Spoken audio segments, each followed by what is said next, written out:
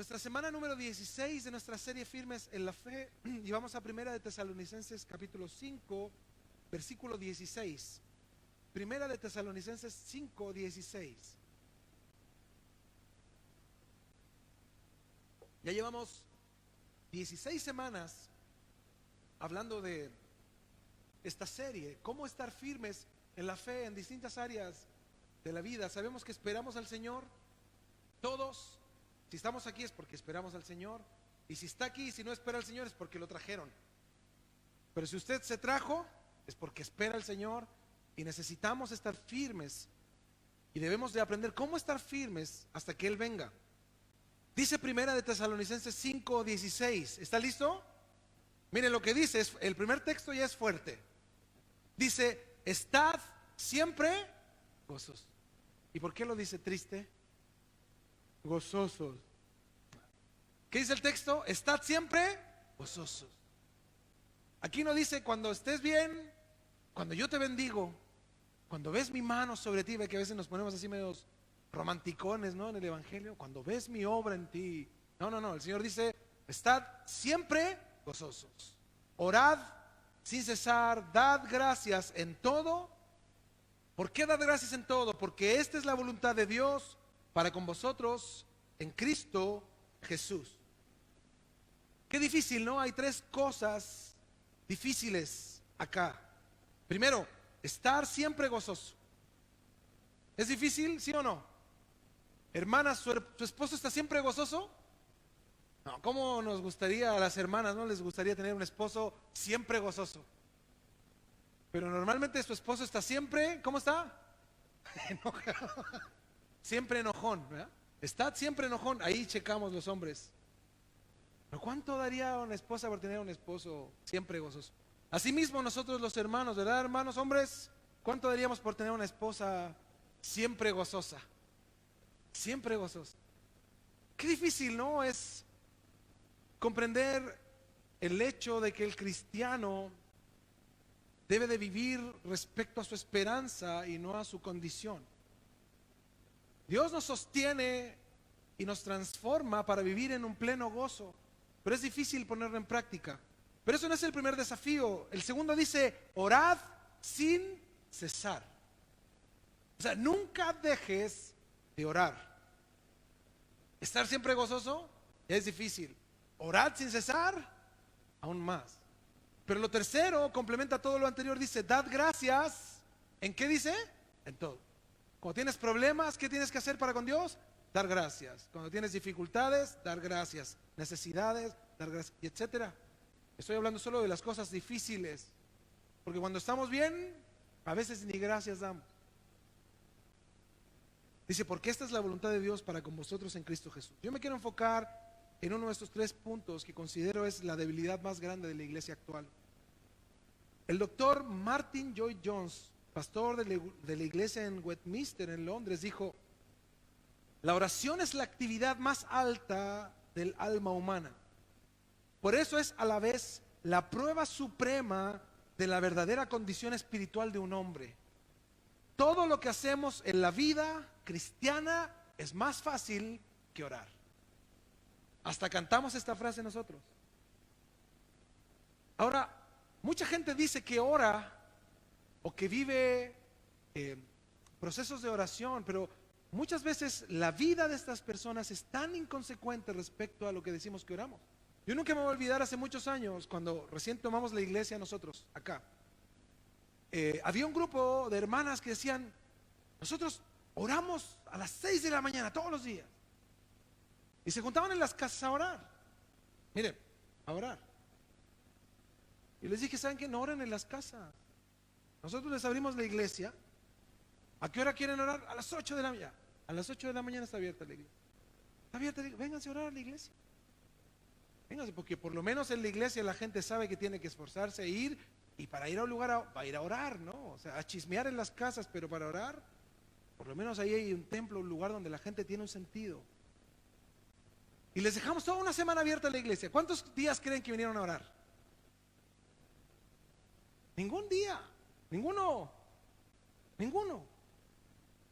Porque su oración no era en realidad una oración, era una junta de amigas. que oraban, pero tomaban tecito, copuchaban, cahuineaban y bla, bla, bla. Entonces, ¿la excusa cuál era? Orar. Y se autodenominaban mujeres de oración. Pero mira, el resultado de las vidas de estas personas no tenía relación con la oración, en lo absoluto. ¿Por qué les comento esto? Porque si nosotros vemos la historia de la iglesia, Satanás siempre ha querido exterminar la iglesia. Desde la iglesia primitiva, perseguida y destrozada, hasta el periodo del oscurantismo, donde la Biblia fue escondida, luego de varios siglos. En la Reforma comienza una etapa de traducción, interpretación y distribución bíblica, pero Satanás siempre quiso ir contra la iglesia. ¿Qué sostuvo la iglesia entonces? Mucha gente piensa que en el siglo XV, con la Reforma, comienza la iglesia. No es verdad, la iglesia siempre estuvo. Desde Jesús hasta nuestros días, la iglesia ha sido milagrosamente sostenida. Milagrosamente. Porque hay periodos de la historia donde no sabemos cómo la iglesia sobrevivió. Milagrosamente Dios guardó a su iglesia. Y hoy vemos que la iglesia en el siglo XIX se dividió ideológicamente y doctrinalmente y generó grupos cristianos con diversas creencias y distintos grados de ignorancia que han causado catástrofe en la iglesia.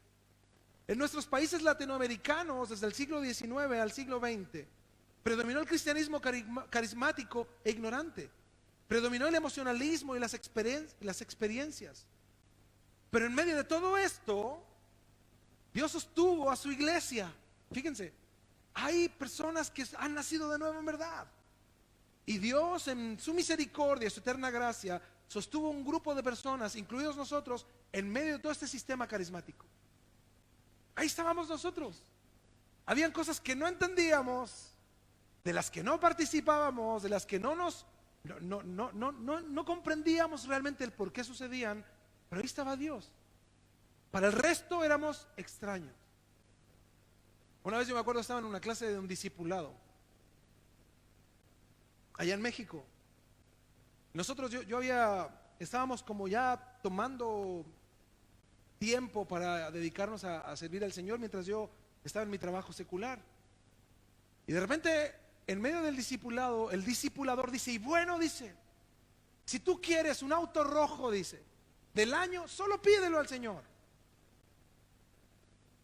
Y dentro de mí, miren lo que les voy a decir, dentro de mí algo me dijo, no es cierto. ¿Qué piensas tú si escuchas algo así? O si sientes algo. Pues Dios te habla al corazón. No es algo mental, no es una voz que te dice, no es cierto. Es algo al corazón. No es cierto. Y yo le digo al que estaba al lado mío, le digo, no es cierto. Me envalentoné. No es cierto. Y el que estaba al lado mío era el asistente del pastor. Y me dice, yo sé que no es cierto, pero déjalo así.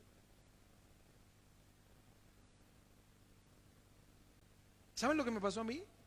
Yo dije, ¿qué estoy haciendo aquí? Si el que es ayudante del pastor no es capaz de pararse y decir, hermanos, eso no es cierto. No es así, vamos a reformular esto. ¿Qué iba a hacer yo ahí? Y empezó a ocurrir que cada vez que se hablaba algo desde el frente, Dios iba ministrándome lo correcto contra lo incorrecto que se hablaba. Y se volvió en un momento insostenible. Insostenible. Pero fíjate, ¿qué provoca? Que hay muchas personas que están dispuestas a soportar eso. Falsas doctrinas, falsas enseñanzas, ideologías carismáticas, dogmas de hombres. Porque hay gente que sí puede tolerar eso. ¿Dónde está la falla? Y es por eso que en estos últimos años Dios ha puesto un despertar en los corazones de muchos en conocer la palabra, de ir a la médula del texto, conocer la verdad de Dios y experimentar el verdadero evangelio. Esto ha provocado un renacimiento en muchos, un verdadero nuevo nacimiento en los corazones que hemos oído la palabra de Dios, hemos sido confrontados por ella, nos hemos arrepentido y el Espíritu Santo nos puede guiar. En los últimos años, pastores y ministros han evidenciado al exponer los pecados relacionados sobre todo con la inmoralidad en el ministerio. Hoy se promueve de alguna manera la santidad y la integridad entre la iglesia. Y el interés por estudiar las escrituras de una forma teológica, literaria, ha crecido en los últimos años. Porque muchos se han cansado de ser engañados por un evangelio liviano y torcido. Y hasta aquí, perfecto. Pero, el problema es que nos hemos vuelto ciegos en cómo Satanás ataca a la iglesia conocedora de la palabra, a una iglesia más pensante, a una iglesia que analiza, más preparada bíblicamente, una iglesia más aterrizada en las manifestaciones, menos sensual, más mental, una iglesia más madura, por decirlo de algún modo. El creyente actual ama hoy más el conocimiento que conocer al maestro. Ama más el tener un conocimiento profundo que tener una relación con Cristo. Hoy muchos creyentes asisten a la iglesia para saber más de la Biblia, pero no para entender lo que Dios demanda de ellos. Hoy los creyentes quieren estar llenos de conocimiento, pero en realidad no conocen a Dios. Hoy muchos de ustedes pueden hacer una exégesis de algún texto. Ustedes saben el griego, el hebreo, el arameo, el mexicano, todos, ¿no? Pero vivir eso. Hoy existen creyentes que miran fríamente el evangelio como una práctica profesional, sin pasión, sin vida cristiana. Solo afirmamos que conocemos a Dios, pero esa firmeza que tienen está basada en su conocimiento. Solo quieren sobreponer su verdad por sobre los demás. Las personas asisten a los institutos bíblicos, estudios teológicos, con la premisa de saber más, entender más, de crecer más en conocimiento, pero hemos dejado lo más básico de lado en la vida cristiana. ¿Saben qué es? La oración. Nos hemos llenado de conocimiento sobre la oración, pero nuestras rodillas no manifiestan que estemos orando. Y eso se puede ver en nuestras vidas, apáticas, sin pasión, cristianos rutinarios, tristes, no se esfuerzan por conocer a Dios, no sirven a Dios. Es más, todo lo que tienen en su vida está antes que buscar a Dios. Ahora, ¿por qué es tan difícil orar? Para algunos aquí es fácil orar. Yo creo que para el verdadero creyente no es fácil, excepto el que tiene práctica en la oración, el que en verdad tiene una vida de devoción en oración a Dios. Pero en realidad es difícil orar. ¿Por qué parece que la oración es tema de solo algunos santos escogidos de Dios y no para todos? La realidad, hermanos, es que la oración es un recurso disponible para todos los creyentes. Pero hay razones específicas por las cuales nos es difícil orar. Un pastor enseñó una analogía usando el siguiente ejemplo. Dijo: cuando un bebé es recién nacido, cuando sale del vientre de su madre, lo primero que aprende es a respirar y después a comer. Y se prende del pecho de la madre, pero lo primero que hizo fue respirar. Dice: así es también el recién nacido en Cristo. Debe de aprender a respirar antes que comer. Debe de aprender a orar antes que conocer las Escrituras. Su mayor necesidad del creyente, más que conocer más, es orar y tener comunión con su Dios. Y él enseñó: pues la oración es el oxígeno del alma y la palabra el alimento. Y uno come las veces que sea necesario, dice, pero respirar lo hacemos todo el tiempo, porque si no, morimos. Así es la oración ante Dios. Puedo entender por el Espíritu Santo que esta generación de pastores y ministros a veces perdemos el equilibrio de una manera abrupta, ¿no? Dedicando horas y horas al estudio teológico, pero no a la oración. Y nosotros, las iglesias o los creyentes de las iglesias, perdemos ese piso. Nos olvidamos de la importancia que tiene la oración. Muchos hemos caído en la tentación de buscar en nuestros libros de teología lo que significa un versículo bíblico, pero es muy poco lo que hacemos de ir a nuestras rodillas y consultar al autor de la Biblia qué demanda de nosotros. Por eso hoy la gente busca Biblias específicas, pero nos olvidamos de ir a los pies del autor. Por eso dice en 1 Tesalonicenses 5:16: estad siempre gozosos, orad sin cesar. ¿Por qué Dios nos llama a orar incansablemente? ¿Por qué Dios nos llama a orar sin descanso, sin pausa? ¿Por qué nos cuesta orar? Yo personalmente he meditado mucho en esta pregunta, especialmente cuando me veo enfrentado en ciertas ocasiones por el Espíritu Santo a mi propia negligencia. Y mi conclusión es que no oramos porque por causa de nuestra propia negligencia no hemos visto el mundo con los lentes correctos. Pues la verdad es que Dios nos ha dado suficiente conocimiento del mundo y sus peligros en su palabra. Y es por esta causa de nuestra propia negligencia que no hemos aprendido a ver al mundo como Dios lo ve. Mira, muchos creyentes no quieren dejar los lentes con los que interpretan el mundo porque están cómodos con ellos. Ya se han familiarizado tanto con esa cosmovisión que no desean cambiar la manera en que han aprendido a ver el mundo. Y esto es frecuente en Occidente, en nuestros países, ya que aquí estamos todos cómodos. Cómodos. Muchos tenemos trabajos estables, a muchos no les hace falta nada, comida, ni vestido, tienen ciertas comodidades y nos hemos acostumbrado a esta vida cómoda y entonces hemos querido aferrarnos a una incorrecta interpretación del mundo y rechazamos lo que la Biblia dice del mundo.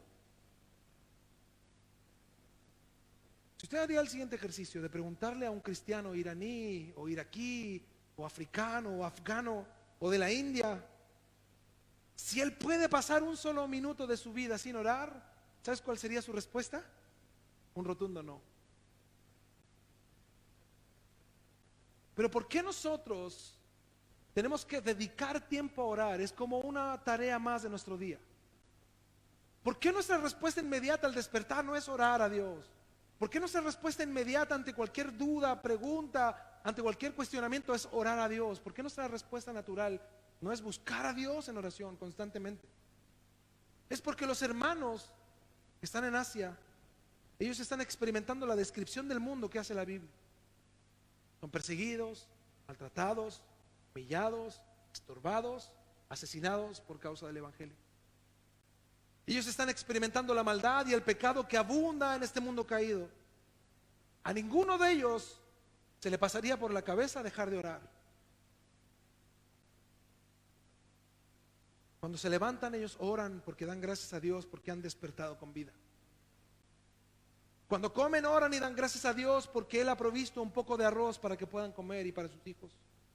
Cuando salen de sus hogares oran y le piden a Dios ayuda y cuidado para que no se topen con un radical que quiere cortarles la cabeza por profesar a Cristo como Señor. Ellos oran siempre. ¿Y nosotros? ¿Cuándo oras? No, yo oro todos los días, pastor. ¿Cómo oras? ¿Buscas a Dios realmente? ¿Te has puesto en esa posición? ¿Por qué un creyente tiene que tener un cáncer terminal para buscar a Dios? Qué terrible es eso. Una enfermedad terminal y ahí son devotos de Dios. Pastor, ¿por qué no hace reuniones entre semana? Si hiciera de lunes a domingo, ahí estaría yo. Pues sí, pero ¿sano? No, estás cansado. Tu trabajo te destroza, ¿verdad? Está muy lejos. Terminamos muy tarde, etcétera, mil excusas. La iglesia en Occidente ha dejado la oración de lado porque al levantarnos confiamos en nuestra juventud o en nuestra fortaleza física. No oramos antes de comer porque confiamos que nuestro trabajo proveerá el pan de mañana. No oramos cuando salimos de nuestros hogares porque creemos que nosotros podemos ser lo suficientemente cuidadosos cuando manejamos al trabajo. No oramos cuando estamos con nuestros hijos porque creemos que tenemos el control y podemos protegerlos de cualquier mal. En fin, no oramos porque creemos que no necesitamos a Dios. Yo hacía un análisis cuando venía en el avión. Todos los que han volado en algún momento, es como un periodo previo de mucha oración para algunos, ¿verdad? Ahí antes de subir al avión ya van nerviosos. Señor, me encomiendo a ti. Si este es mi último día, te ruego que guardes a mi familia. Y ahí están, ¿no? Orando. Y cuando el avión va a partir, ahí están, sube, vamos.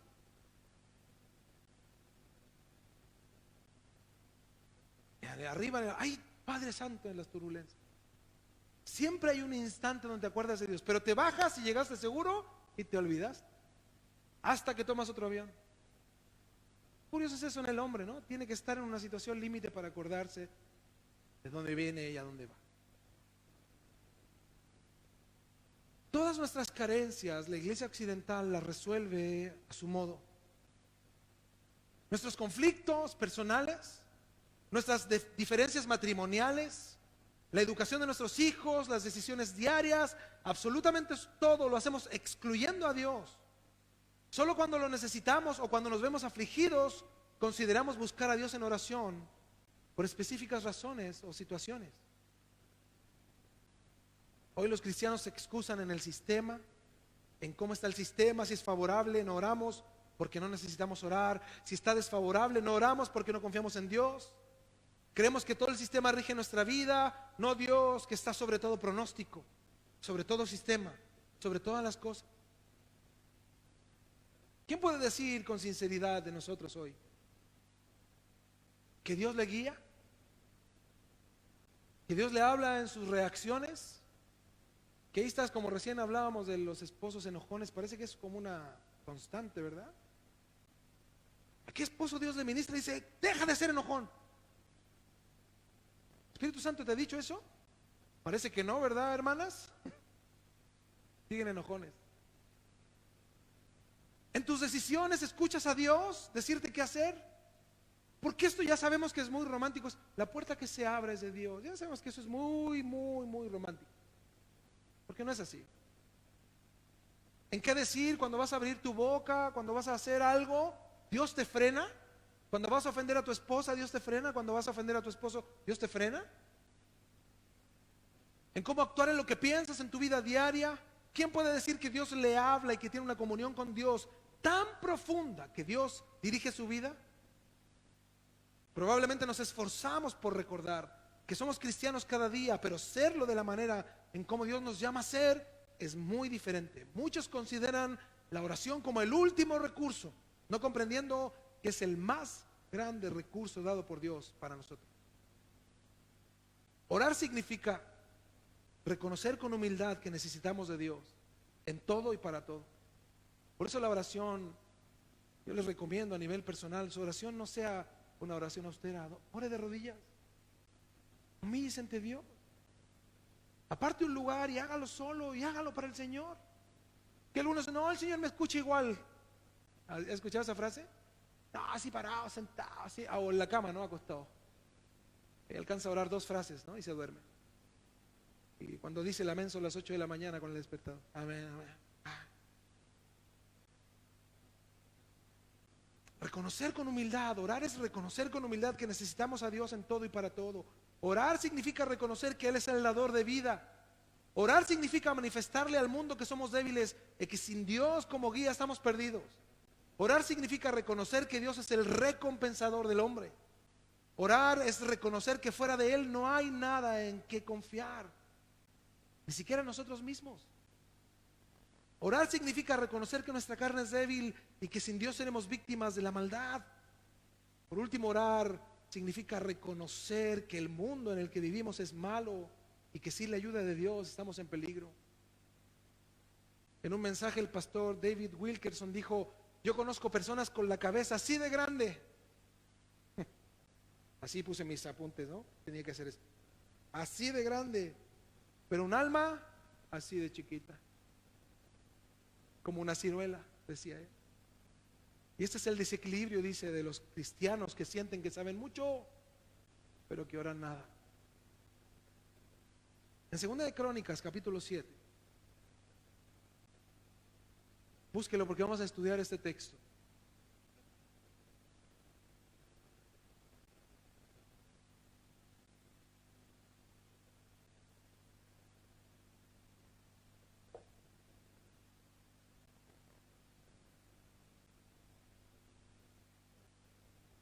El rey Salomón había terminado el tan ansiado templo en Jerusalén.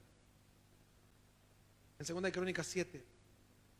Para que usted entienda geográficamente, donde hoy está el Muro de los Lamentos, era el sector donde estaba el antiguo templo. Y Salomón y todo Israel, imagínense, estaban felices, gracias, de haber concluido tan magna obra. El anhelo de este templo no era de Salomón, era de David, su padre. Y el anhelo de David era que hubiera un lugar en Jerusalén donde la presencia de Dios estuviera todos los días y que el pueblo de Israel diera honra, devoción y constante adoración a Dios. Por eso en 2 de Crónicas 7:11 dice: terminó pues Salomón la casa de Jehová. Fíjense, fue en el corazón de David donde se generó esta urgencia de tener un templo para Dios, no en Salomón. Salomón solo hizo lo que su padre no pudo hacer. Dice: terminó pues Salomón la casa de Jehová y la casa del rey. Hizo dos edificaciones: el templo y el palacio. Y ustedes luego pueden ver en Primera de Reyes capítulo 7, se dan detalles del palacio del rey. Pero parece que este fue aún más espectacular que el templo que Salomón hizo. Ahora, Salomón hizo estas dos grandes edificaciones de manera excelente. Lo más hermoso conocido era el templo y el palacio. Pero es interesante ver esto desde una perspectiva espiritual. Fíjense, Salomón comenzó con el templo y luego su casa. Es muy espiritual entender cómo Dios guía a sus hijos en un orden espiritual para vivir, porque no es el orden lógico del hombre. El hombre edifica al revés: su casa y luego su templo. ¿Sí se entiende? No estoy hablando de la iglesia por el Día de Acción de Gracias, porque algunos son bien suspicaces, para que no. No, estoy hablando espiritual. Ahora relájense. Espiritual. Espiritual. Estoy hablando de él edificó lo espiritual y luego tu casa. ¿Qué es lo más importante en tu vida, en tu familia? ¿Tener una casa? Mira, ¿de qué sirve tener una casa si no hay una familia? ¿De qué sirve? ¿De qué sirve tener una casa, una edificación, si no hay devoción a Dios en ese lugar? Si tus hijos viven carnalmente, si tu esposo hace lo que quiere, si tu esposa hace lo que quiere, ¿de qué sirve una casa? Por eso el orden de Dios, ¿qué es? Edifica primero tu espíritu. ¿Quieres una casa? Primero dile a Dios: Señor, mira, lo primero que yo quiero es edificar mi familia. Edifica mi familia. Transforma a mi esposo, transfórmame a mí, transforma a mis hijos. Ese es mi anhelo más grande, más que una casa, es que edifiques mi casa. Wow, eso es espiritual. Eso es espiritual. Pero hoy la gente vive al revés. Dicen: pastor, ore por mí para que Dios me dé una casa para ir a la iglesia. Ay, qué loco, ¿no? Y la mayoría que les pasa eso no vienen más. No se congregan más. Por eso vemos el orden espiritual. Salomón entendía, a pesar de no ser como su padre David. Y nosotros ya cuando estudiamos los reyes vimos cómo termina Salomón de manera increíble, ¿no? Adorando a los Baales y haciéndole templo y altares de adoración a sus esposas y etcétera. Terminó mal. Pero vemos que él quiso cumplir el anhelo, entendía de parte de su padre que lo más importante era tener a Dios como el centro. Entonces él, lo primero que hizo en este orden espiritual fue construir lo más importante, que era el templo, para luego construir su casa y así tener la bendición de Dios. Dice: terminó pues Salomón la casa de Jehová y la casa del rey, y todo lo que Salomón se propuso hacer en la casa de Jehová y en su propia casa. Terminen usted, ¿qué dice? Fue, otra vez, ¿fue qué? Mire, ahí está la clave de la prosperidad. No es pactar con Dios, no es darle al canal de televisión cristiano ofrendas y que el ungido, usted ponga la mano en la tele y el ungido la ponga, o urgido, perdón, y ahí usted reciba. Fíjate, ¿cuál es la bendición de Dios? ¿O dónde está la bendición de Dios? Cuando hay orden. Wow.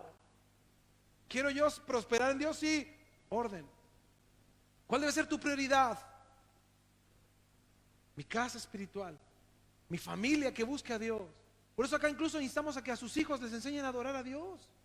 Oye, ¿a qué venimos a la iglesia? Por eso les decimos: no les traigan juguetes. Es como que el niño dice: ya, tú ahí tranquilo con el juguete mientras yo adoro a Dios. Hermanos, no. Enséñales desde niño que a este lugar venimos a adorar a Dios, que ellos sepan que deben de nutrirse también, que entiendan por qué vienes a la iglesia. Ellos también necesitan de Dios. Es más, yo tengo eso clarísimo. Y es lo que les he transmitido a mis hijos toda su vida. Sin Dios no van a hacer nada, no van a lograr nada, no van a llegar a ninguna parte. Transmitamos eso a nuestros hijos. Que ellos entiendan que lo más importante es la edificación de la familia. Y Dios hará, como dice su palabra, si buscamos el reino de Dios, su justicia, Él da todo por añadidura. O Él lo añade, ¿no? Respecto al tiempo perfecto y al corazón del hombre. Y todo lo que Salomón se propuso hacer en la casa de Jehová y en su propia casa fue prosperado. Un trabajo bien hecho, en orden, encomendado al Señor, es bendecido por Dios. Aquí viene algo grandioso, versículo 12. Y apareció Jehová a Salomón de noche y le dijo, aquí yo en mis apuntes puse, wow, porque esta es la segunda vez que se le aparece Dios a Salomón. ¿Se acuerdan cuál fue la primera? Cuando él fue coronado rey y Dios le dice, pídeme lo que quieras. ¿Y qué le dijo Salomón? Sabiduría para gobernarse. Soy inepto como rey, dame sabiduría para gobernar bien tu pueblo. Dice la Biblia que Dios le dio sabiduría para gobernar y le dio todo lo que no pidió. Y ahora vemos en este texto que Dios se le aparece por segunda vez. Imagínense, venía de una temporada de gran bendición, de construir el templo con oro y piedras preciosas y hermoso. Pero el palacio aún más. Venía de una temporada de gran bendición donde Salomón hizo todo lo que él soñó hacer. Pero era precedente todo esto, toda esta bendición, a un periodo muy peligroso para Salomón y para Israel en sí. Es por esto que Dios se aparece a Salomón para guiarle en lo que vendrá. Mucha gente piensa que los procesos o tiempos de bendición son perpetuos. No, ¿cómo estás, hermano? Bien, aleluya. Y creen que así van a estar el otro domingo. Y aquí vienen, hay que levantarlos algunos, ¿no? El otro domingo. Ya no están bien, aleluya. Ya no están siempre gozosos. Porque creen que la vida cristiana es estar así siempre. No, hermanos. Tenemos altos y bajos porque somos hombres, seres humanos finitos. Y acá Dios se le aparece a Salomón para advertirle lo que vendrá. Le dice, mira, está todo bien, pero no viene el bien. Lo que se acerca no es el bien. Y le dice, yo he oído tu oración y he elegido para mí este lugar por casa de sacrificio. Lo que dice esta frase es que Dios muestra el corazón con el cual Salomón edificó el templo. ¿Qué es lo que pensaba Salomón al edificar? ¿Cuál era el anhelo de Salomón para edificar? Mira, Salomón no construyó el templo para que sea algo bonito, para que la gente lo admirara. Salomón no construyó el templo con el anhelo de que la gente dijera, ¡qué hermoso templo! Su palacio sí, probablemente, pero el templo no. Él anhelaba con todo su corazón que esta construcción estuviera bajo los estándares que Dios estableció mínimo en el tabernáculo. Pero el anhelo de Salomón era construir un edificio para que Dios santificara ese lugar con su presencia. Esa era su oración. Ese era el anhelo de Salomón. Decía, Señor, que en este templo la gente venga a adorarte. ¿Sabes cuál era nuestra oración cuando parábamos estos pilares? Para muchos a lo mejor, para que sea más grande. Hermanos, nuestra oración es, Señor, que el lugar se llene de gente que venga a buscar de ti, de tu palabra, que anhelen de ti, Señor. Ese era nuestro anhelo cuando lo paramos y cuando soldamos y cuando lo levantamos y Juanito arriba con los hermanos pegando el techo. Ese era nuestro anhelo. Nuestro anhelo no era tener algo. ¿De qué sirve tener algo? ¿De qué sirve tener una casa sin Dios? ¿De qué sirve tener una edificación si no es el Espíritu Santo que toca los corazones y nos ministra? ¿De qué sirve? De nada. Son meros edificios y construcciones hechas por los hombres. Ese era el anhelo de Salomón, que Dios hiciera su parte como ellos la hacían, construir un lugar para Dios, pero que Dios en su misericordia santificara ese edificio con su presencia. Esa era la oración de Salomón. Entonces, al presentar el templo como un lugar donde el buen sacrificio y la oración podían ser aceptados, se ofrecía una apertura para cambiar las actuales circunstancias sombrías de Israel, que muchos creían que tenía un futuro muy positivo, pero no era muy así. Ofrecía una oportunidad de cambiar el curso de la historia de Israel. Dios les decía que ahí estaría su presencia, dispuesta para el perdón continuo, dispuesto para recibir sus sacrificios para que ellos fueran perdonados. y llevados para bien de la voluntad de Dios. 13. Si yo cerrare los cielos para que no haya lluvia, y si mandare a la langosta que consuma la tierra, o si enviare pestilencia a mi pueblo. Fíjense, sin duda Dios está en control de todo, incluso si el cielo se cierra y no llueve. Y eso está diciendo Dios. Van a venir temporadas donde se cerrará el cielo, o si hay langostas que se coman las cosechas, o en las plagas que estarán en medio de ellos. Dios les está diciendo en este texto: yo he oído tu oración y acepto este lugar para que me ofrezcan sacrificios y ofrendas, donde yo habitaré en medio de ustedes. Pero también, si mando una sequía y hago que no llueva, o ordeno a las langostas que destruyan todos los campos, o envío una peste sobre mi pueblo, en medio de todo esto, Dios a continuación les da el camino a seguir. Ustedes construyeron un templo para mí, yo me santificaré en él. Pero no se olviden que a pesar de que yo esté ahí, vendrán días de sequía, vendrán problemas en las cosechas y vendrán enfermedades al pueblo. Pero dice el 14, y dice: este es el camino que deben de seguir. Si se humillare mi pueblo, sobre el cual mi nombre es invocado, y oraren y buscaren mi rostro, y se convirtieren de sus malos caminos, entonces yo oiré desde los cielos y perdonaré sus pecados y sanaré su tierra. Ahora, dice, producto de esto, del templo y del corazón de ellos, estarán abiertos mis ojos y atentos mis oídos a la oración en este lugar. Porque ahora he elegido, fíjense, el anhelo del corazón de Salomón, y santificado esta casa, para que esté en ella mi nombre para siempre, y mis ojos y mi corazón estarán ahí para siempre. ¿Qué les dice Dios? Yo me santificaré ahí. Pero vienen tiempos difíciles, muy difíciles. ¿Ustedes creen que porque ahora está el templo y está mi presencia ahí, no vienen tiempos difíciles? ¿Ustedes creen que porque son cristianos todo es fácil? Como el evangelio que a muchos nos predicaron, que vendríamos a Cristo y se acabarían nuestros problemas. Y cuando nos vemos en Cristo y tenemos más problemas, ¿qué decimos? Lo primero que hacemos es renegar contra Dios. Porque ese no es el verdadero evangelio. Fíjate lo que hace Dios con Israel. Ustedes construyeron un templo perfecto para que yo habite en medio de ustedes. Es más, yo habitaré y recibiré sus sacrificios, sus ofrendas de paz, todo lo que hagan en favor de que yo tenga comunión con ustedes. Pero vienen tiempos difíciles. Pero Dios les da la clave en medio de los tiempos difíciles.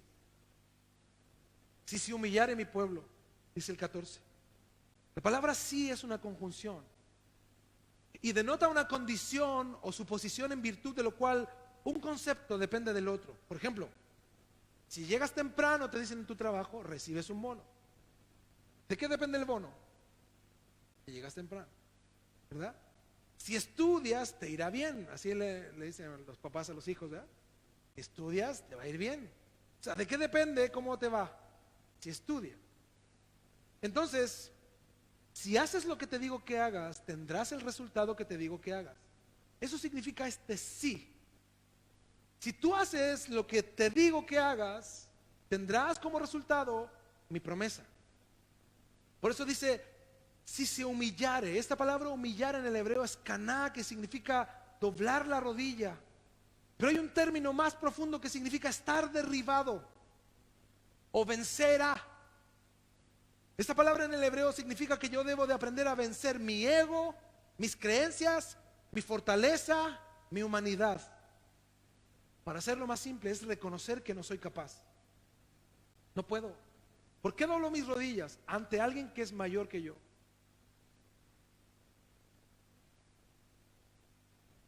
Por eso el que está dispuesto a doblar sus rodillas reconoce que hay alguien superior a él. Yo dejo mi orgullo de lado, reconozco que no soy suficiente, que no puedo, y estoy rendido ante quien sí puede. Es más, ante quien todo lo puede. Por eso dice en 1 de Pedro 5, 6, humillaos pues bajo la poderosa mano de Dios, para que Él os exalte cuando fuere tiempo, echando toda vuestra ansiedad sobre Él, porque Él tiene cuidado de vosotros. Este texto en la Nueva Traducción Viviente dice, Así que humíllense ante el gran poder de Dios y a su debido tiempo Él los levantará con honor. Pongan todas sus preocupaciones y ansiedades en la mano de Dios, porque Él cuida de ustedes. ¿Por qué cuesta tanto orar? Porque nos cuesta humillarlo. Por eso hay muchos que oran como si Dios fuera su cuate. ¿Sí se dieron cuenta de lo que decía una de las canciones que cantamos? Decía, Cristo eres más que un amigo. ¿Saben lo que significa ese canto? No significa que Jesús sea mi amigo, no, significa que yo a lo mejor puedo entender por lo que dijo Jesús, vosotros sois mis amigos si hacéis lo que yo os mando. Jesús fue cordial en su relato, pero Jesús es Dios. Pues algunos lo tratan como amigo. Hola Jesús, en nombre de Jesús, tú mi amigo. Hermanos, aprende a darle honor a Dios. Aprende a honrar a Dios. ¿Quieres orar en verdad? ¿Y quieres humillarte ante Dios? Por eso la palabra humillar significa doblar la rodilla. Es una actitud del corazón. Hay una parábola que a mí me encanta. Está en Mateo 13:24. ¿Quiere ir y la busca conmigo? Y dice la Biblia que les refirió otra parábola en Mateo 13:24, diciendo, el reino de los cielos es semejante a un hombre que sembró buena semilla en su campo. Pero mientras dormían los hombres, o mientras era de noche, vino su enemigo y sembró cizaña entre el trigo y se fue. Cuando salió la hierba y dio fruto, entonces apareció también la cizaña. O sea, crecieron juntas el trigo y la cizaña. Vinieron entonces los siervos del padre de familia y le dijeron, Señor, ¿no sembraste buena semilla en tu campo? La oración de muchos pastores, ¿no? Ay, Señor, las ovejas que tengo. ¿No que son ovejas o cabritos? ¿Son cristianos o cristinos? ¿Son hermanos o primos? ¿Qué son? ¿De dónde pues tienes cizaña? Dice.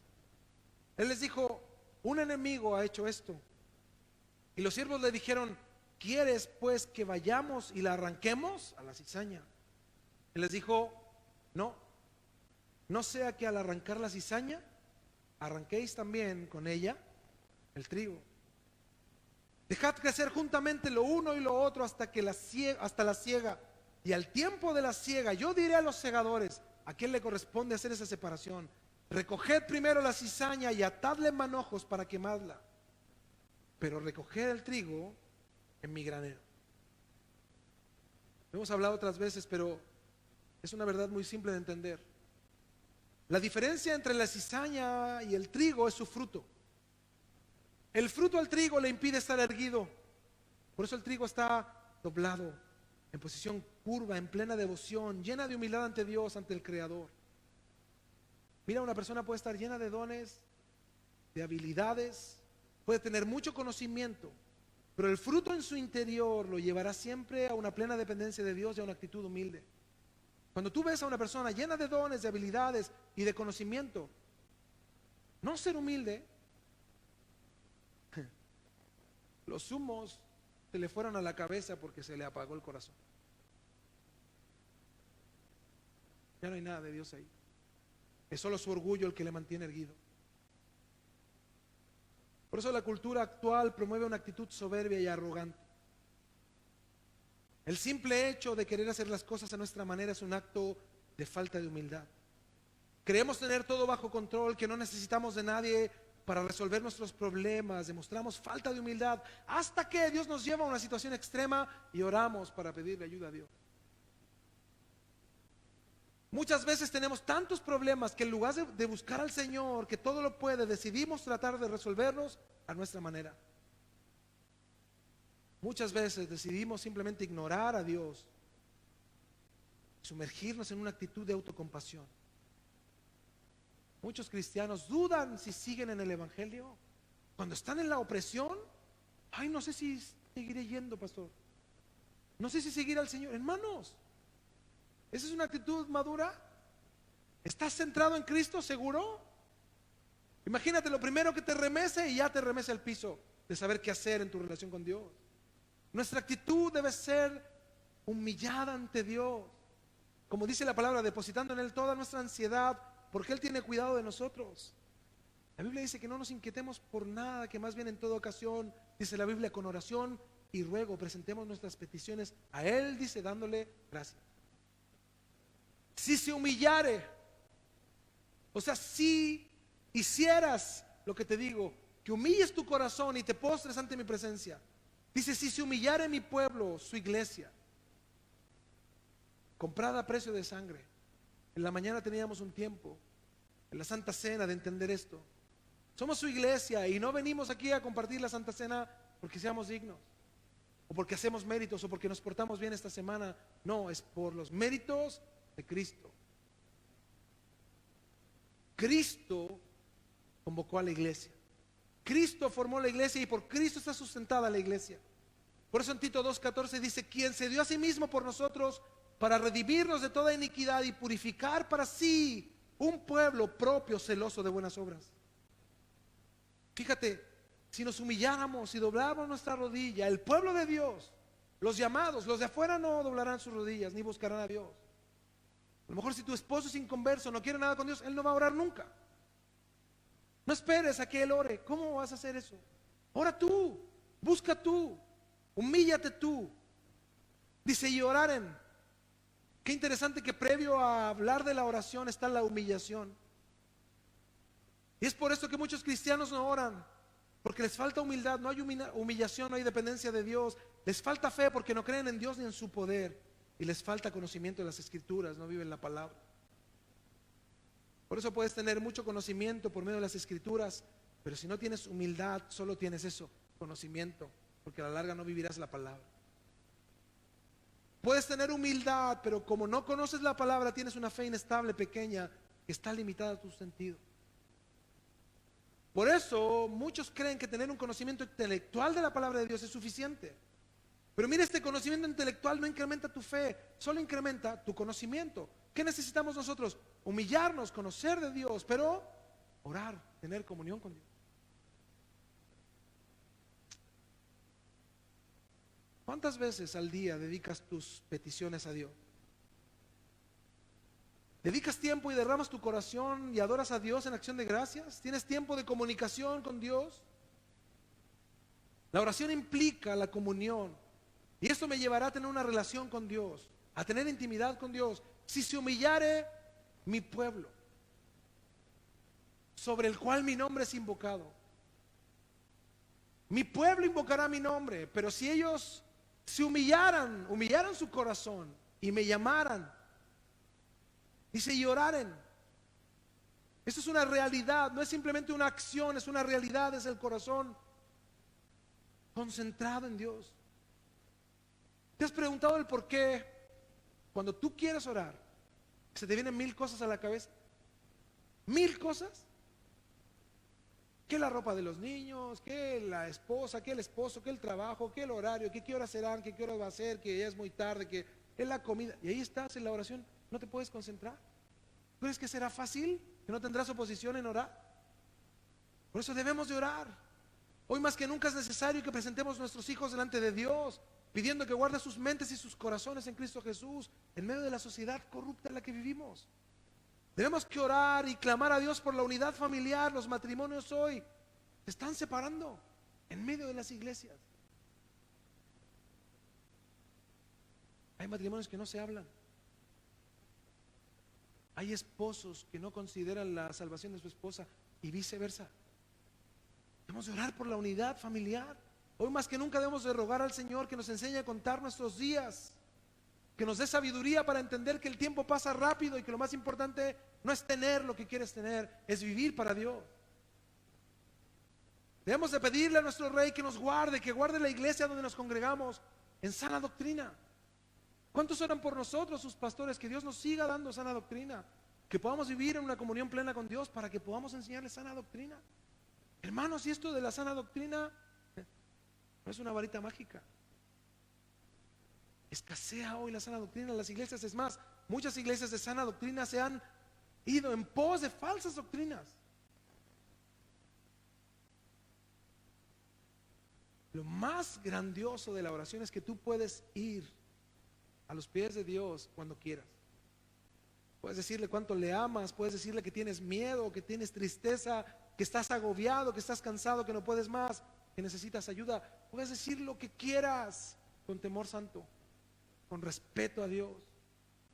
Y dice que Él escucha la oración de quien le invoca. Dice 1 de Pedro 3:12, porque los ojos del Señor están sobre los justos y sus oídos atentos a sus oraciones, pero el rostro del Señor está contra aquellos que hacen el mal. Tú dices, pero pastor, la Biblia ahí dice que el Señor mira a los justos y está atento a sus oraciones. Dios no oirá mi oración entonces.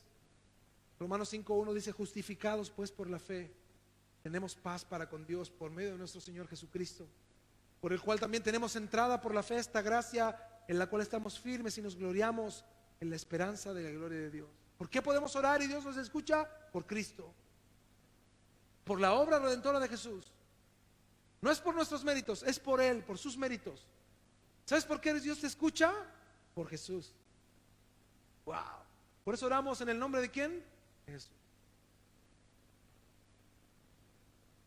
Si se humillare mi pueblo, si doblara su rodilla, sobre el cual mi nombre es invocado, ellos que hicieron un templo ahí, que asisten a ese templo y que dicen que son mi pueblo, y oraren y realmente dedicaran un tiempo para derramar su corazón ante mí, dice, y buscaren mi rostro. Hoy estamos viviendo tiempos peligrosos. La cultura actual nos invita a buscar la felicidad, el éxito, la realización personal. Buscamos la manera de crecer profesionalmente, tener una mejor posición laboral, la prosperidad material y muchas otras cosas.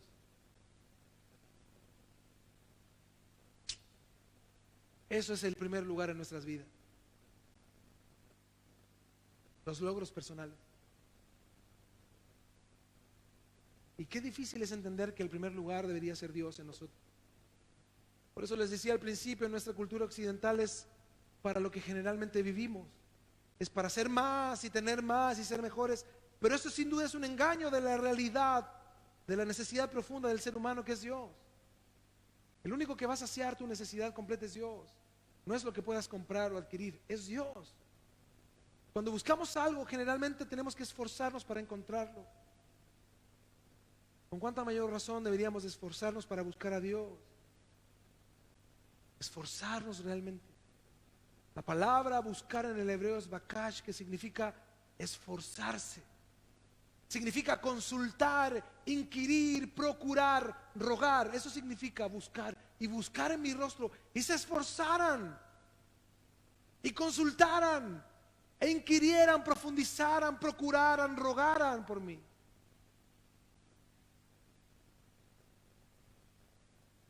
Porque a veces vivimos sin paz, es porque no buscamos de Dios. No le conocemos. Queremos que Dios nos bendiga. Y hay una frase muy conocida que dice que la iglesia de hoy busca las manos de Dios y no el rostro de Dios. La gente quiere que Dios les dé, pero no quieren conocer a Dios. Por eso dice Isaías 55:6, buscad a Jehová mientras puede ser hallado. Inquieran en Dios mientras Él está presto a escucharlos. Búsquenle, profundicen mientras se puede.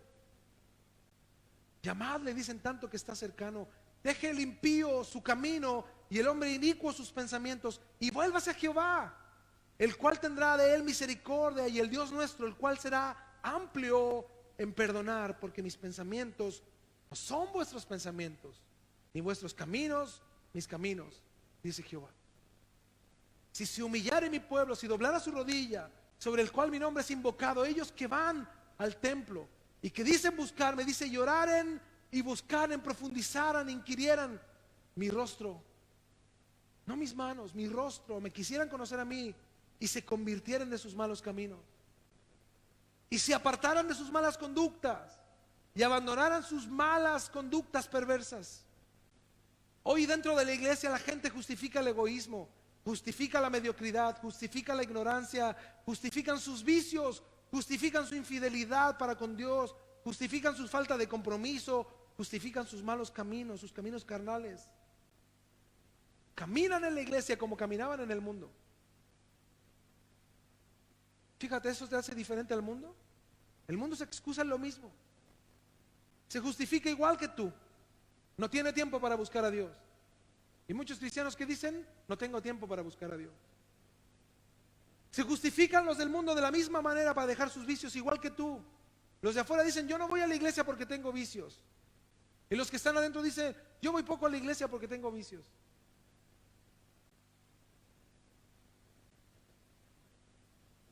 Los del mundo dicen que están bien con Dios. Y los de adentro también. Los del mundo creen que son salvos. Es más, muchos dicen que después de esta vida no hay otra y se acaba todo. Hay algunos dentro de la iglesia que viven de la misma manera, que no entienden que hay vida eterna en Cristo. Y sus conductas a ellos los lleva al infierno. ¿A dónde crees que lleva a los que están adentro sus conductas? ¿Al cielo? ¿Eso crees? ¿Tienes esa plena certeza de que vas al cielo? A veces tu vida muestra lo contrario. Dios le dice a su iglesia, si abandonan sus malas conductas. Dentro del pueblo cristiano hoy en día se ve la propensión a pecar, pecado de murmuración, hablar mal de no tan solo de liderazgos de la iglesia, sino de los compañeros de trabajo, de otros hermanos. Hay pecado de egoísmo, donde se busca el beneficio personal, pecados sexuales, en una sociedad donde se tolera abiertamente toda conducta no aprobadas por Dios. Hoy vivimos en iglesias llenas de inmoralidad, adulterio, homosexualidad. Y los hermanos no dicen absolutamente nada, es más, comparten ciertas conductas. Si tú reflexionaras solo un momento, ¿qué estás haciendo mal? ¿Qué conductas pecaminosas tienes que abandonar a fin de expresar un verdadero arrepentimiento? ¿Lo harías? Fíjate, es una condicional de Dios. Si tú doblas tu corazón, te humillas ante Dios, tú que te congregas, que vienes, que dices que profesas a Dios y oras, le dedicas un tiempo a Dios para buscarlo de todo corazón y buscas su rostro, o sea, no es una mera imitación ni un mero dogma. Pero si te convirtieres de tus malos caminos, o sea, en esa actitud, haces una reflexión de tu vida. ¿En qué estás haciendo? ¿Qué estás viviendo? Fíjate, es una actitud extremadamente humilde, de un ser humano finito, dependiente de un Dios que todo lo puede. Con el anhelo y el afán de dejar esas conductas, que Dios saque a la luz lo que está mal y que tú puedas ser transformado. ¿Qué cristiano hoy, fíjate, da tiempo a eso, de hacer un análisis permanente en su vida? Debemos de obedecer lo que Dios nos dice. Por eso dice Mateo 3:8, la Nueva Traducción Viviente, demuestren con su forma de vivir que se han arrepentido de sus pecados y se han vuelto a Dios. Este examen es diario, de pedir perdón a Dios y ofrecernos ante Él como un sacrificio vivo para que Él cambie nuestra manera de vivir, para así parecernos más a Cristo. Por eso dice, si se humillare mi pueblo, si mi pueblo dobla sus rodillas, dobla su corazón, lo doblega a mí, el que se congrega, el que dice que me busca, y oran y dedican un tiempo para buscar mi rostro y hacer un análisis de su vida para cambiar sus malos caminos, aquí viene lo que Dios ofrece. Entonces dice, después de esto, después de todo lo anterior, ¿qué dice la Biblia? Yo oiré desde los cielos. ¿Cómo oras? ¿Oras como niño cuando pide la comida? Amén.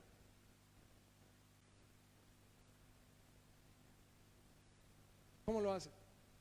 ¿Cómo es tu tiempo de oración? Fíjate la oración que demanda Dios. ¿Sí lo puedes entender? Por eso esos 5 minutos que oras de pie ahí en tu casa paseándote de un lado a otro, ¿tendrán sentido con lo que la Biblia expresa? ¿Tendrán sentido cuando tú te vas y estás medio dormitado y estás durmiendo ahí orando, según tú que oras? ¿Tiene sentido esta oración con lo que tú haces? ¿Tiene sentido esta oración bíblica con lo que tú vienes a hacer a la iglesia? A nosotros incluso nos ocurre acá en los tiempos de oración en la mañana que no hay mucho respeto en la oración. ¿Tiene relación? ¿Es la oración que tú frecuentas? ¿Orador? ¿Oradora? Qué curioso, ¿no? Ante la palabra de Dios, ¿quién es un orador? Cuando tienes problemas a lo mejor te pareces algo. Pero todo lo anterior tiene sentido cuando lo entendemos bíblicamente. Dice la Biblia que el que cumple lo anterior, entonces yo oiré desde los cielos. Nuestra oración, sin lugar a dudas, llegará ante Él. Él oirá nuestra oración y estará atento a nuestro clamor para responder nuestra oración. Por eso la iglesia primitiva enseñaba tanto respecto a la oración. Nosotros en nuestro discipulado tenemos un tema completo de la oración. La gente comprenda la necesidad y la importancia de orar. Hebreos 4:14 dice: por tanto, teniendo un gran sumo sacerdote que traspasó los cielos, Jesús, el Hijo de Dios, retengamos nuestra profesión. Esto significa aferrémonos a esto por medio de la fe, porque no tenemos un sumo sacerdote que no pueda compadecerse de nuestras debilidades, sino uno que fue tentado en todo según nuestra semejanza, pero sin pecado. Acerquémonos pues, como está Jesús, como Él es el intercesor, Él es el intermediario entre los hombres pecadores y un Dios santo. Acerquémonos pues confiadamente al trono de la gracia, para alcanzar misericordia y hallar gracia para el oportuno socorro. Entonces yo iré desde los cielos y perdonaré sus pecados por medio de Cristo al confesarlos. Por eso yo les decía en Isaías 55:6: buscad a Jehová mientras pueda ser hallado, llamadle en tanto que está cercano. Deja el impío su camino. Hay algo que tú ves que está contra Dios, déjalo. ¿Va a ser fácil? No. Déjalo. Esfuérzate.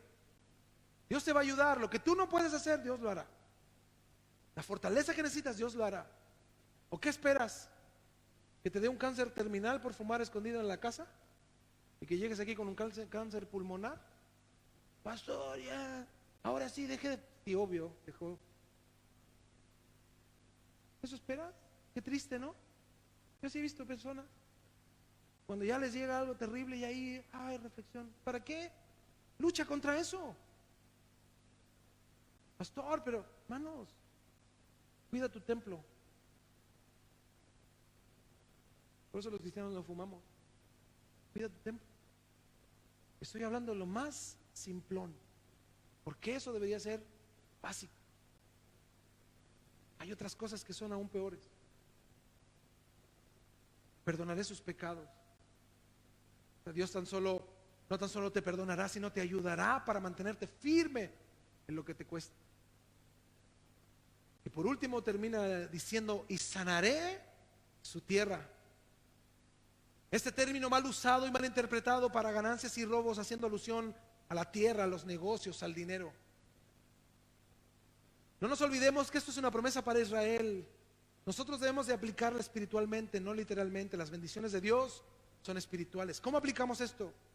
Si nos humillamos y oramos y buscamos su rostro y nos convertimos de nuestros malos caminos, Dios guardará nuestro hogar del maligno y sanaré su tierra. Wow. Porque solo Él lo puede hacer. Mira, ¿en quién confías tú cuando mandas a tus hijos en la mañana a la escuela? ¿En el tío del furgón? Estás perdido. ¿En quién confías?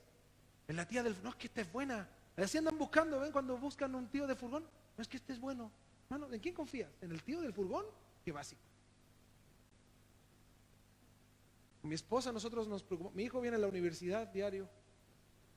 Un bus. Y esos buses sí corren de Curacaví a Santiago. Va y viene todos los días. Y ahí estamos nosotros: Señor, mira, tú guárdalo. Yo no le digo: mira, esta línea es más segura, esta otra. Mi hijo se sube al que le llegue, vamos, a la carcacha ahí que va, ahí se sube. ¿Dónde está mi confianza? ¿Dónde está mi esperanza? Yo lo he educado para que sea prudente, pero mi esperanza está en Dios, que Dios lo guarde. Dios va a hacer algo con él y él es un hombre prudente, Dios lo va a guardar. Y así nosotros debemos de, cada día, mis hijos que están más cerca también. ¿Dónde está tu esperanza, hermano? De tu tierra, de tu familia, de tus hijos, de tu esposo, las que tienen esposos inconversos, de tu esposa, las que tienen esposas inconversas, de tus hijos que tienen hijos inconversos. ¿Dónde está puesta tu esperanza? ¿En tus fuerzas? No, que si el pastor nos visitara, yo invito a mi hijo y ahí me lo convierta. Así he escuchado a algunos. ¿De dónde, hermanos? ¿Qué seré yo? Hermanos, es Dios. ¿Qué pasaría con tus hijos sin comerse si tú te humillas ante Dios todos los días por ellos? Pero así como dice la Biblia, ¿crees que Dios no haría nada? Algo va a pasar. Sin duda, algo va a pasar. El problema somos nosotros, no es Dios. Somos nosotros, cristianos simplones.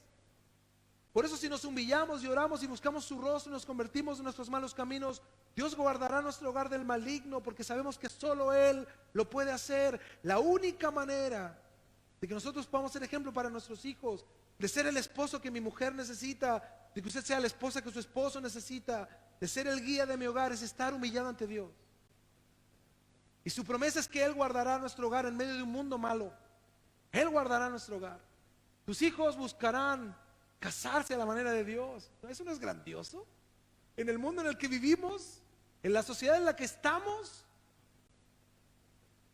El otro día había uno de estos actores famosos, muy famosos, que tiene hijos pequeños de 6, 7 años, y sus hijos tienen crisis de identidad de género. Niños pequeños. ¿Y sabes lo que hizo este actor? Decidió darse un año de descanso para atender a sus hijos. Pero mira, no para estorbarles, sino para apoyarlos. ¿Te sientes niño? Yo te apoyo. Vamos a comprar ropa de niño. Esa es la sociedad en la que vivimos. Y ustedes, los que tienen hijos más chicos, va a estar peor. Va a estar peor. ¿Quién puede guardar nuestro hogar de esto? ¿Tú, hombre fuerte, varón? No, estoy ahorrando para hacer un búnker, pastor. ¿Eso? Qué perdidos estamos. Segunda de Crónicas 7:15. Ahora, ustedes entendiendo esto, de cómo buscarme, de cómo yo puedo responder mi oración y estar atentos a sus necesidades, cómo deben de hacerlo ustedes, y yo les digo lo que haré. Por eso dice, ahora estarán abiertos mis ojos y atentos mis oídos a la oración en este lugar. Dios prometió una atención especial a las oraciones ofrecidas desde el templo. El hijo de David construyó un templo y Dios dijo, yo estaré atento a las oraciones en ese lugar. Pero hoy podemos estar mucho más confiados que su atención a las oraciones de sus hijos están en todo lugar cuando lo hacemos de la manera correcta y en el nombre de Jesús.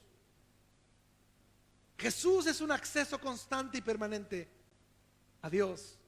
Hoy nosotros somos el templo. Wow, ¿no le alegra eso? No tenemos que ir a Jerusalén a orar. Nosotros somos el templo. Dios habita en nosotros. Gracias, hermano. Hasta nos visita, imagínense.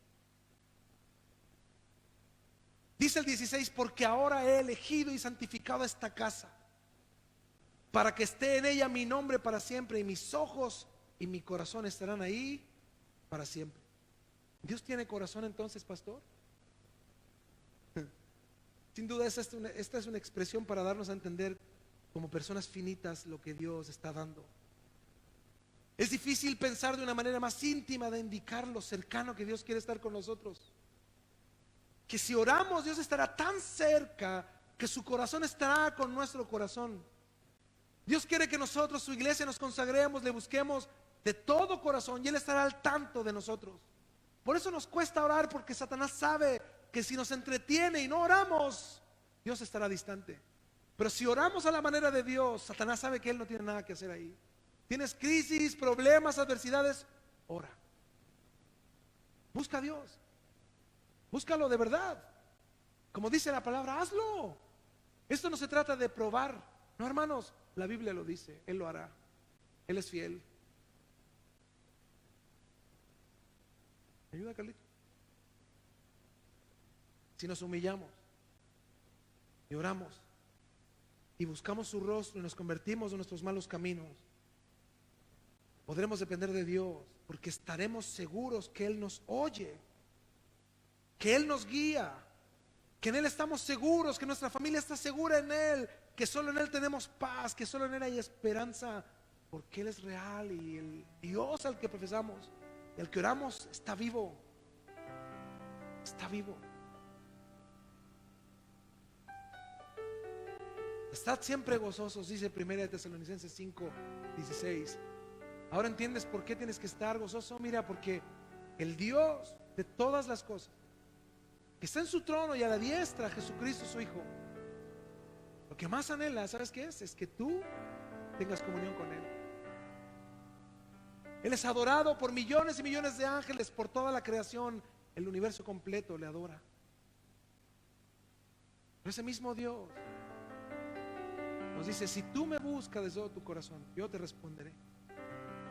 Y yo estaré contigo, yo te guardaré, guardaré tu casa, tu hogar, yo lo sustentaré. Qué promesa más grandiosa. Estad siempre gozosos. Solo eso nos debería dar gozo. Por eso dice el texto: orad sin cesar, dad gracias en todo, cada día, en cada situación.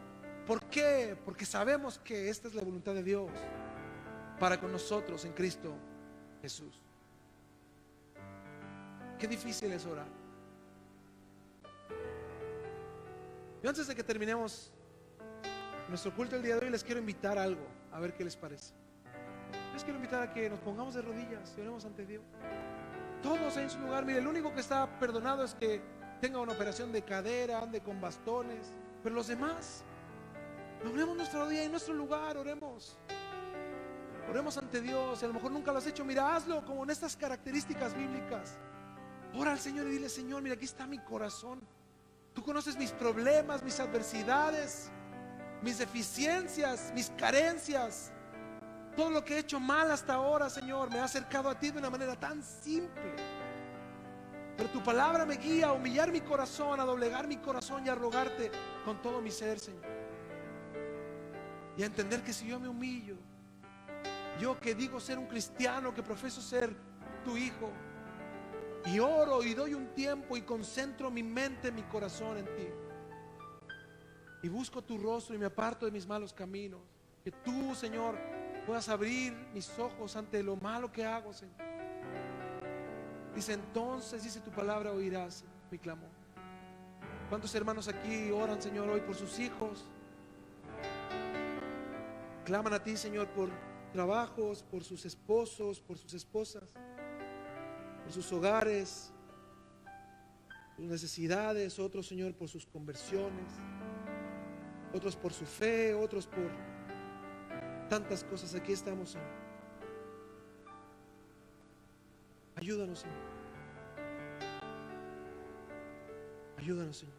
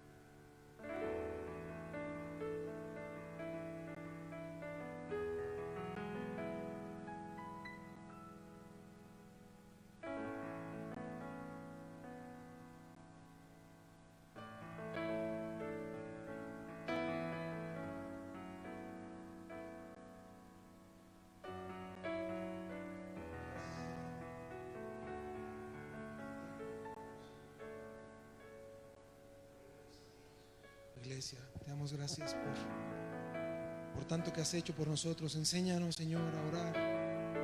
Ayúdanos, Señor, a tener una comunión constante contigo en oración, a buscarte con todo el corazón. Que no nos callemos, Señor. No cerremos nuestros labios ni nuestro corazón esté seco a buscarte. Al contrario, Señor, que podamos tener un fuego ferviente en nuestro corazón de buscarte constantemente, Señor. Guíanos, Jesús. Guíanos en tu palabra a orar, Señor, a estar siempre gozosos y a orar sin cesar, a entender nuestra necesidad diaria, Señor, de buscarte. Cuánto necesita nuestra familia de ti, cuánto necesitamos nosotros de ti, cuánto necesita nuestro país de ti, nuestra sociedad, cuánto necesitamos de ti, Señor. Por eso te damos gracias por este tiempo que nos das para orar, Señor. Escuchas cuando clamo y calmas mi pensar. Me elevas sobre el fuego, curando todo mi ser. Confío en ti, confío en ti. Yo creo que tú eres la cura. Yo creo que eres todo para mí.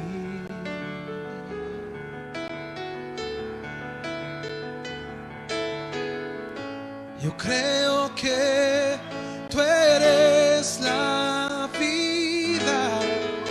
Yo creo que no hay otro igual a ti. Jesús, necesito de ti. No hay otro igual a ti. Jesús, necesito de ti. Invito a que levante sus manos y le diga al Señor: tú escuchas, escuchas cuando clamo. Oh, gracias, Señor Jesús. Y calmas mi, tú me das paz, me enseñas, Señor. Me elevas sobre el fuego de la prueba y la aflicción, curando todo mi ser. Solo en ti confío, confío en ti, Señor. Confío en ti. Yo creo que para mi familia, mi vida, yo creo que eres todo para mí, Señor. Tú eres todo para mí, Jesús. Yo creo que tú eres la vida. Yo creo que no hay otro igual a ti. Oh, no. Jesús, necesito de ti. Vamos a decir con fe: nada es imposible para ti. Nada es imposible. Nada es imposible para ti. Tienes el mundo en tus manos. Dile al Señor, mi hermano: nada es imposible. Nada es imposible nada es imposible para ti. Tienes el mundo en tus manos. Yo creo que tú eres lo que necesita el mundo, eres tú. Yo creo que eres todo para. Solo en ti estoy seguro, solo en ti estoy completo, Señor, solo en ti, Jesús. Yo creo que tú eres la vida. Yo creo que no hay otro igual a ti. Jesús, necesito de ti. No hay otro igual a ti. No hay otro igual a ti, Señor. Jesús, necesito de ti.